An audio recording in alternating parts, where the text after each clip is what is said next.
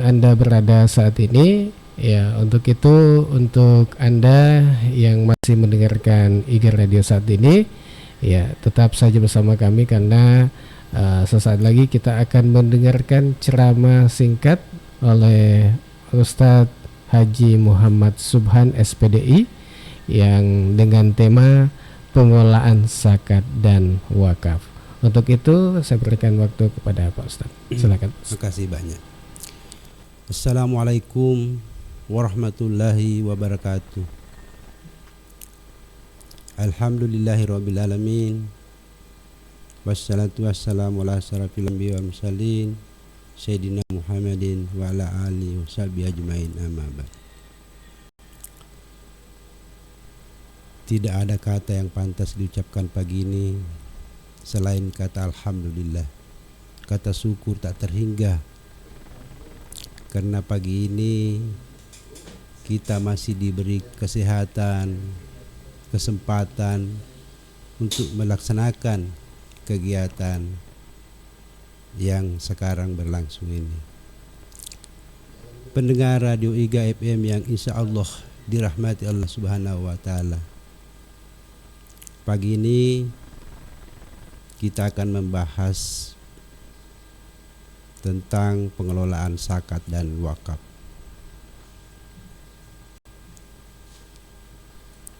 Zakat bisa dibagi menjadi dua, yaitu zakat harta dengan zakat fitrah. Pengelolaan zakat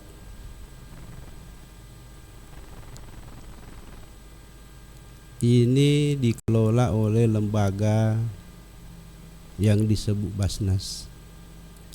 Lembaga ini resmi didasari oleh Undang-Undang Nomor 23 Tahun 2011 tentang pengelolaan zakat dan diatur Peraturan Pemerintah Nomor 14 Tahun 2014 tentang pengelolaan zakat oleh Basnas. Lembaga ini melakukan pengumpulan zakat, pendistribusian zakat dan pertanggungjawaban administrasi dan keuangan. Mengapa umat Islam perlu membayar zakat?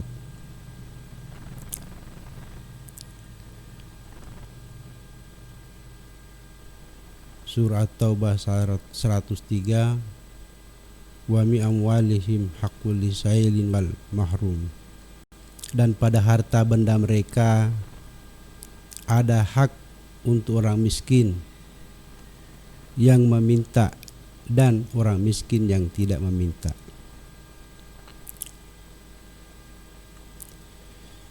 Lalu bagaimana cara untuk mengumpulkan zakat itu sendiri? Jadi zakat dikumpulkan itu harus memenuhi syarat, yaitu syarat nisab dan syarat haul. Nisab merupakan batasan minimal kekayaan seseorang yang diwajibkan untuk membayar zakat. Apabila seseorang memiliki harta yang telah mencapai nisab, maka orang tersebut sudah wajib untuk berzakat. Sebaliknya, seseorang tidak wajib membayar zakat apabila kekayaan tidak mencapai nisab. Satuan harta nisab pada zakat bisa bermacam-macam, tergantung jenis zakatnya. Zakat harta bisa meliputi hasil perniagaan, hasil panen, hasil laut, hasil pertambangan, hasil ternak, hasil temuan maupun emas dan perak. Semua itu memiliki nisab yang berbeda-beda dan tidak dapat disamaratakan. Jadi nisab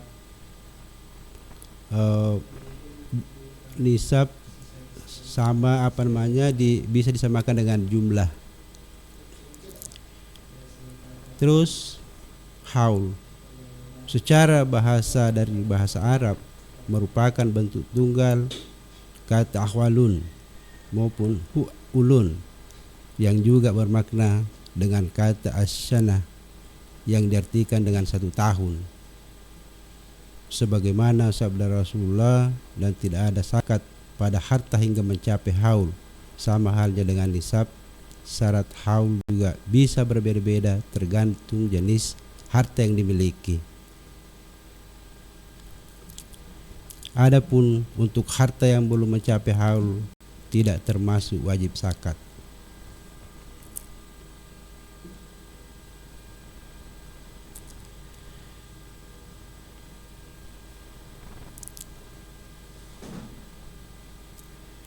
Pemberlakuan haul.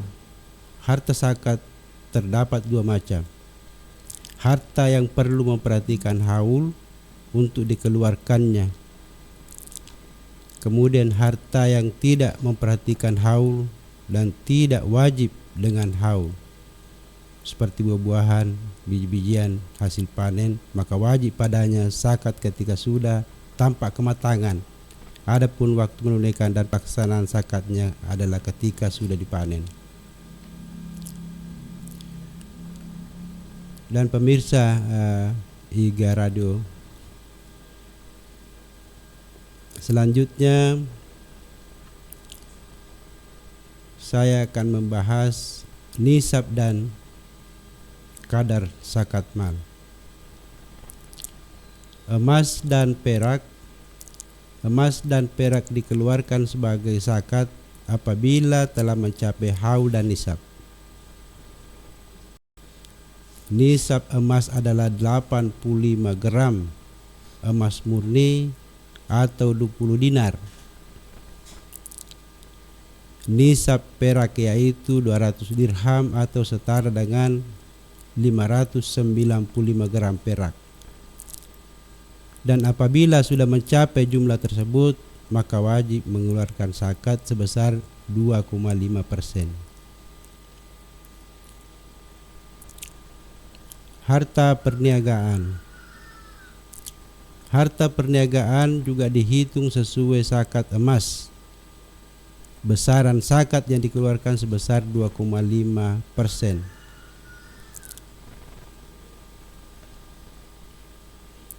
Binatang ternak.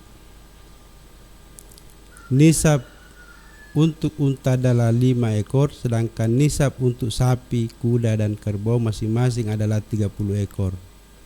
Sementara itu, nisab untuk kambing atau domba adalah 40 ekor.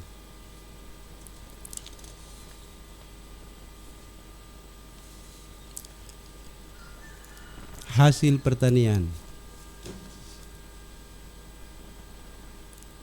Nisab untuk hasil pertanian adalah 5 wasak atau setara dengan 653 kg gabah atau 524 kg beras.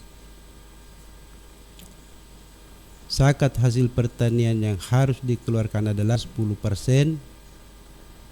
jika lahan dialiri secara alami. Sedangkan apabila pertanian dialiri oleh irigasi, maka besarnya zakat yang harus dikeluarkan menjadi 5%.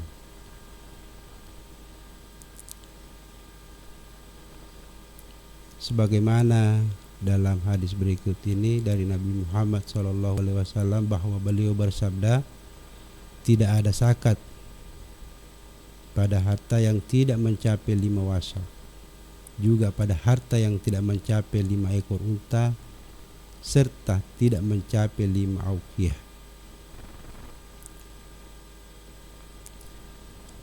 Harta karun atau harta temuan.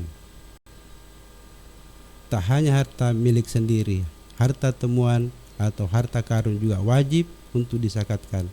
Namun para ulama berbeda pendapat mengenai batas waktu dari zakat harta temuan ini. Beberapa ulama berpendapat terdapat syarat haul, dan yang lainnya mengatakan bahwa haul tidak berlaku untuk harta temuan, sementara untuk besaran zakat yang dikeluarkan dari harta karun adalah 20%.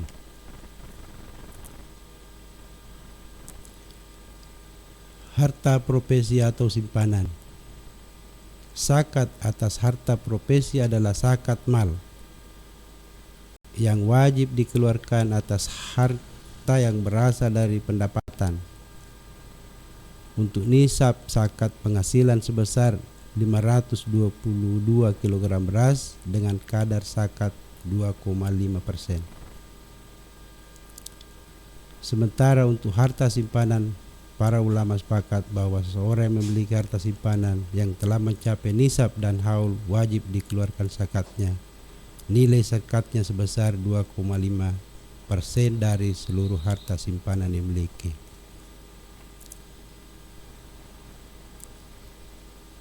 Pemirsa Radio IGA FM yang dimuliakan oleh Allah Subhanahu wa taala.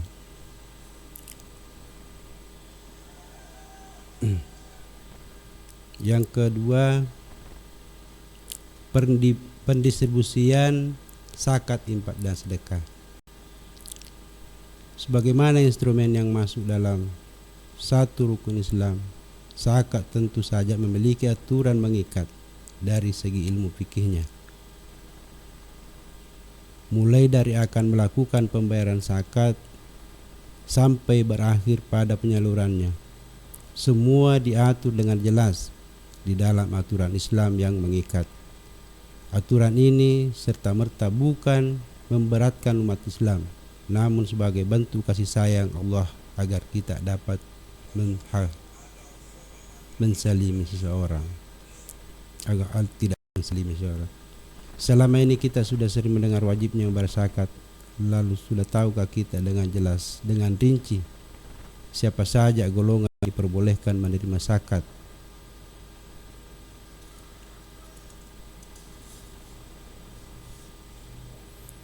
Innamas sadaqatu lil fuqara'i wal masakin wal amilin 'alaiha wal muallafati qulubuhum wa fir riqabi wal gharimina wa fi sabilillahi wa ibnis sabil faridatan minallahi wallahu alimun hakim. Jadi ada 8 asnaf yang akan bisa menerima zakat.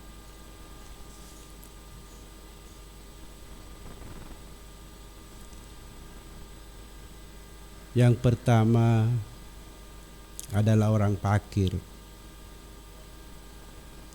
Fakir ini mereka yang hampir tidak memiliki apa-apa sehingga tidak mampu memenuhi kebutuhan pokoknya. Jadi memang saudara kita masih ada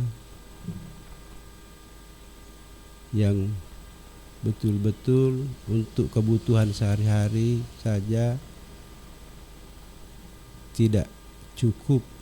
Itulah fakir. Kemudian yang kedua adalah orang miskin. Mereka yang memiliki harta namun tidak cukup untuk memenuhi kebutuhan dasar untuk hidupnya. Jadi mereka kalau dikatakan pas bahkan tidak cukup. Itulah yang bisa menerima zakat. Kemudian amil, mereka yang mengumpulkan dan mendistribusikan zakat itu sendiri. Kemudian yang keempat, mualaf, mereka yang baru masuk Islam dan membutuhkan bantuan untuk menguatkan dalam tauhid dan syariah. Jadi mualaf kita berikan bantuan agar mereka bisa belajar Islam lebih baik lagi. Kemudian hamba sahaya, budak yang ingin memerdekakan dirinya. Yang keenam, garimin, mereka yang berhutang untuk kebutuhan hidup dalam mempertahankan jiwa dan isyahnya. Kemudian yang ketujuh, fisabilillah, mereka yang berjuang di jalan Allah dalam bentuk kegiatan dakwah, jihad dan sebagainya. Kemudian yang kedelapan, Ibnu Sabil, mereka yang kehabisan biaya di perjalanan dalam ketaatan kepada Allah Subhanahu wa taala. Kemudian saya beralih ke zakat fitrah. Kita sudah hari ke 24 puasa. Ini tidak lama lagi kita merayakan Idul Fitri. Jadi saya himbau pada Bapak Ibu agar segera membayar zakat fitrahnya untuk membantu saudara-saudara kita yang kurang mampu untuk melaksanakan lagi zakat fitrah. Jadi zakat fitrah ini amalan yang wajib ditunaikan oleh seorang muslim. Zakat al-fit adalah zakat yang diwajibkan atas setiap jiwa, baik laki-laki dan perempuan muslim, yang dilakukan pada bulan Ramadan pada Idul Fitri.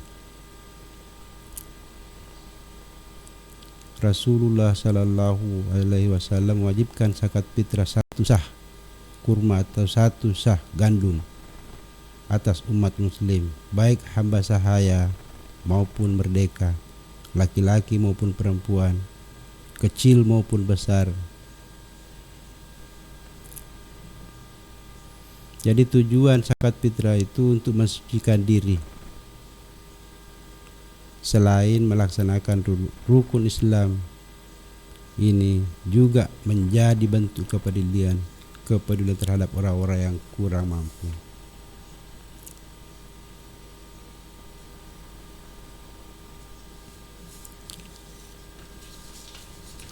Sahabat 3 FM yang insya Allah dimuliakan oleh Allah Subhanahu wa taala, itulah tadi pengelolaan zakat. Terus saya sebagai penyelenggara zakat dan wakaf di Kabupaten Baru, saya melanjutkan untuk menjelaskan sedikit tentang wakaf kita di Kabupaten Baru ini.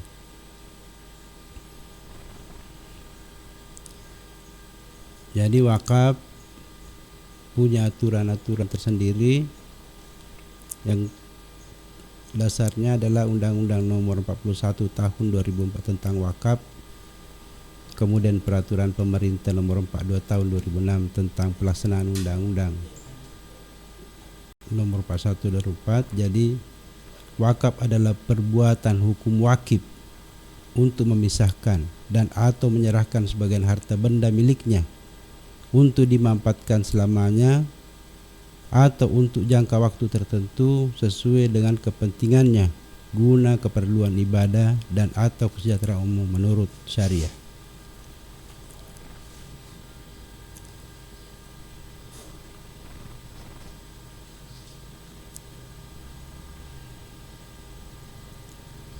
Setelah memahami pengertian wakaf, berikut perlu diketahui beberapa dalil wakaf yang terkandung dalam Al-Quran maupun hadis. Di antaranya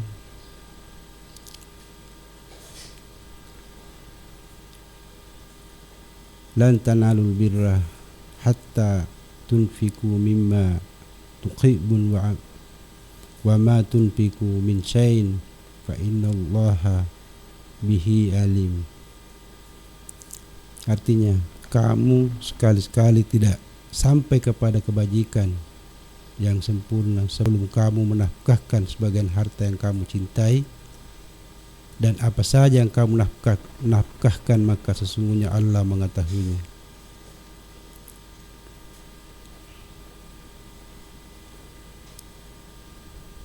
Yang paling penting dalam berwakaf itu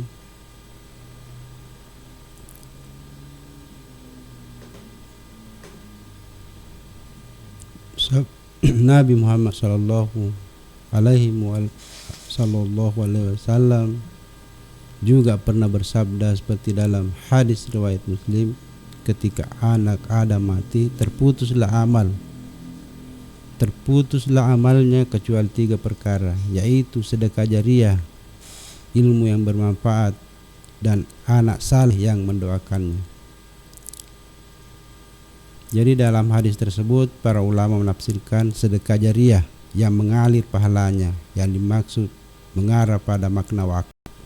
Sebab wakaf merupakan satu-satunya bentuk sedekah yang dapat dimanfaatkan secara permanen oleh penerimanya. Dalam ini aturan harta yang diwakafkan dibekukan pemanfaatannya, tasarrufnya sesuai dengan hal-hal yang diperkenankan dalam syariat Islam. Untuk itulah Kementerian Agama diberikan tugas untuk menjaga wakaf ini, tentunya agar amal wakif tidak terganggu dan tidak justru dengan wakaf menjadikan umat Islam bercerai-berai. Demikian apa yang kami sampaikan di pagi hari ini. Semoga ada manfaatnya bagi saya terutama dan bagi pendengar IGA FM yang dimuliakan Allah Subhanahu wa taala. Wabillahi taufik wal hidayah. Mohon maaf jika ada yang salah. Wassalamualaikum warahmatullahi wabarakatuh. Waalaikumsalam warahmatullahi wabarakatuh. Ya, saudara Riga dimanapun Anda berada, ya telah kita dengarkan sama-sama ceramah singkat dari Ustadz Haji Muhammad Subhan SPDI yang tentunya menyampaikan tema kita pada pagi hari ini menjelang siang, pengelolaan zakat dan wakaf. Ya, sebelum kita lanjut ke sesi berikutnya, saya ingin tanya Ustadz, ini perbedaan zakat dan wakaf ini apa ini? Perbedaannya zakat dan wakaf.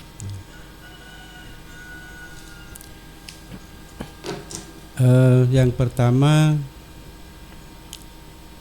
zakat itu dapat diberikan langsung ke yang seperti misalnya yang miskin atau yang fakir atau yang 8 asnaf itu. Tetapi zakat, wakaf itu adalah berupa harta yang tidak bisa habis. Nah, untuk itulah Kementerian Agama diberikan tugas untuk menjaga ini wakaf. Karena ketika seperti contoh misalkan ada nasir yang memegang sertifikat wakaf. Nasir bisa jadi kalau dia sudah meninggal, kita kehilangan arah di mana sebenarnya dasar hukum wakaf ini. Nah, ketika dasar hukum wakaf dibawa ke kantor Kementerian Agama, itu akan dijaga terus, karena ketika petugas Kementerian Agama misalkan pensiun pasti diganti yang lain. Sehingga itulah dibutuhkan Kementerian Agama untuk menjaga wakaf itu. Karena itu memang diperuntukkan untuk amalan seterusnya umat Islam secara keseluruhan. Seperti itu perbedaan yang sangat mencolok. Pada dasarnya sebenarnya itu adalah merupakan juga zakat, cuma bentuk yang lain. Kemudian saya tambahkan lagi sedikit. Jadi wakaf itu bukan hanya sekedar tanah wakaf, namun uang juga bisa jadi wakaf. Jadi bentuk uang yang diwakafkan itu adalah disimpan di satu tempat, kemudian hasilnya nanti itu akan diberikan, dikelola oleh orang-orang, kemudian dipergunakan untuk kepentingan Islam. Jadi bisa misalnya didepositokan dalam waktu tertentu atau ada usaha tertentu, kemudian hasilnya itulah yang dipergunakan untuk kepentingan umat Islam. Jadi bukan banyak bentuk-bentuk wakaf itu. Kalau wakaf ini kan rata-rata di masjid-masjid ini kan ada belum semua ya, masih ada beberapa masjid yang belum memiliki wakaf yang maksudnya disertifikatkan wakafnya. Iya. Dan ini macam wakaf di contoh wakaf ini di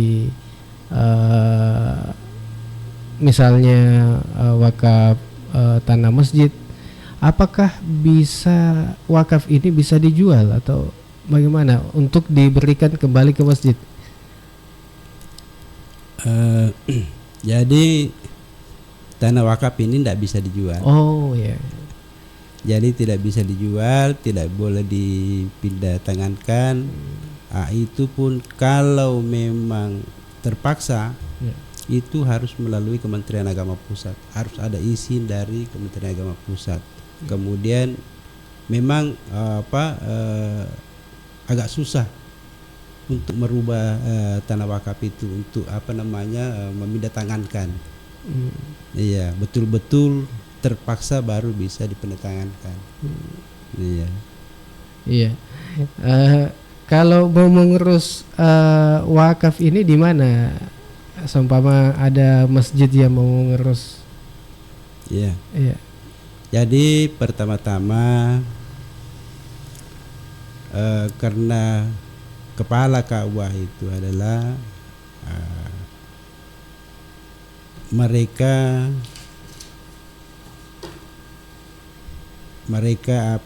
yang kalau di desa itu, jadi yang pertama-tama adalah wakif mendatangi kepala Ka'bah sebagai pembuat akte ikrar wakaf. Jadi begitu orang kepala Ka'bah, otomatis dia menjadi sebagai akta pembuat akte ikrar wakaf. Jadi setelah itu memanggil nasirnya. Jadi nasir itu adalah pengelola tanah yang bersangkutan. Biasanya kan orang wakif itu dia berikan saja tanahnya baru pergi. Ini biasa jadi masalah nih. Iya. Jadi seharusnya ketika memang ada orang mau mewakafkan tanahnya, harusnya bersama-sama ke KUA, wakif, nasir, dan orang-orang yang dibutuhkan memang sebagai saksi dan sebagainya bahwa memang tanah itu sudah diberikan. Lalu dibuatkanlah akta ikrar wakaf. Jadi akta ikrar wakaf itu kalau bukan di luar Kementerian Agama mungkin akta jual beli. Oh iya. Ya seperti itu, akta jual beli. Kemudian setelah itu akta ikrar wakaf ini bisa dipakai untuk mengurus perubahan sertifikat di pertanahan. Namun tentu ada syarat-syarat tertentu, misalnya tanah yang bersangkutan tidak bersengketa. Atau tanah sudah jelas kepemilikannya, perolehannya, apakah dia tanah dibeli atau warisan atau apa, itu perlu dijelaskan semua supaya proses pensertifikasinya tidak terlalu lama, memakan waktu. Iya, baik Saudara Riga, kami ingin berlama-lama menemani Anda, namun waktu yang membatasi kita di program acara Hikmah Ramadan. Dan selanjutnya sebentar akan dilanjut lagi Hikmah Ramadan pada hari ini, tentunya di sesi kedua. Dan tetap saja bersama kami di IGA Radio, radionya Saudagar IGA. Sebelum kami pamit di sesi pertama ini, disampaikan kepada Saudagar IGA atau masyarakat Kabupaten Baru bahwa ada pemberitahuan dari Kementerian Agama Republik Indonesia, dalam hal ini Kantor Kementerian Agama Kabupaten Baru, tentang penetapan zakat fitrah dan fidyah tahun 1443 Hijriah. Untuk besaran zakat fitrah per jiwa adalah 4 liter, dan apabila dihitung dengan nilai rupiah sebagai berikut, Ini untuk jenis beras IR42 seharga 12.000. Kemudian kalau jumlahnya per jiwa ini 48.000. Kemudian beras kristal seharga 10.000. Jadi per 4 liternya 40.000. Kemudian beras kepala 9.000. Jadi jumlahnya itu 36.000. Kemudian IR46 9.000. Jadi di total 36.000 per orang atau per jiwa. Kemudian Cisantana seharga 9.000. Kemudian dijumlahkan itu 36.000 per jiwa. Kemudian Cisadane seharga 8.500. Kalau dijumlahkan 4 liter sebanyak 34.000 per jiwa. Kemudian beras Ciliwung ini 9.000 per liter. Kemudian untuk 4 liternya itu 36.000. Jadi untuk Saudagar IGA demikian penyampaian yang tentunya disampaikan untuk seluruh masyarakat Kabupaten Baru dari kantor Kementerian Agama Kabupaten Baru. Baik, untuk Anda semua mungkin sebelum kita pamit mungkin ada pesan yang ingin disampaikan kepada Saudagar IGA. Ya, Tabe. Iya, jadi sebelum berakhir karena kita sudah bacakan zakat fitrah, saya mau menjelaskan sedikit proses penetapan itu. Oh iya. Jadi sebenarnya penetapan fitrah dengan harga beras itu memang agak rumit. Kenapa seperti itu? Karena sebenarnya kalau berdasarkan dari perdagangan itu hanya ada 2 beras, kelas premium dengan medium. Nah, kemarin saya coba untuk mengetahui sebenarnya jenis padi apa ini premium dan medium. Ternyata setelah saya ke pertanian, ternyata satu jenis beras itu bisa masuk premium, bisa masuk medium. Ternyata. Jadi tergantung dari kualitas beras itu. Jadi bisa IR misalnya 42 ada di posisi dia premium, ada di medium, sementara harganya berbeda. Nah, untuk itulah saya mengambil inisiatif seperti itu. Penetapan zakat fitrah itu dari berbagai macam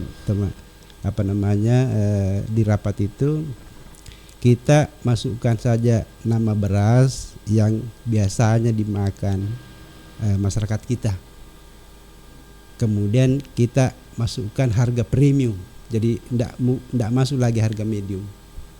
Jadi dia harga teratas. Karena kita lebih hati-hati, jangan sampai zakat fitrahnya saudara kita kurang.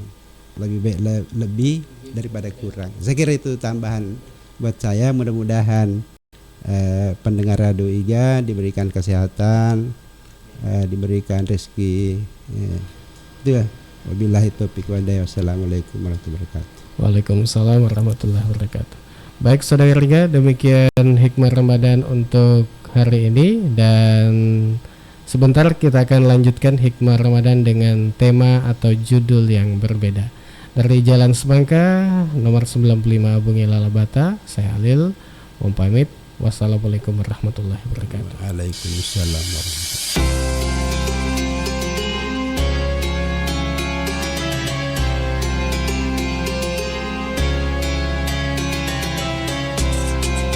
Saudagar IGA Radio, terima kasih Anda telah mengikuti Hikmah Ramadan yang dipersembahkan oleh IGA Radio dan Kantor Kementerian Agama Kabupaten Baru. Acara ini didukung oleh Humas Dinas Komunikasi, Informatika dan Statistik Kabupaten Baru dan Bio7, jamu tetesnya orang Indonesia.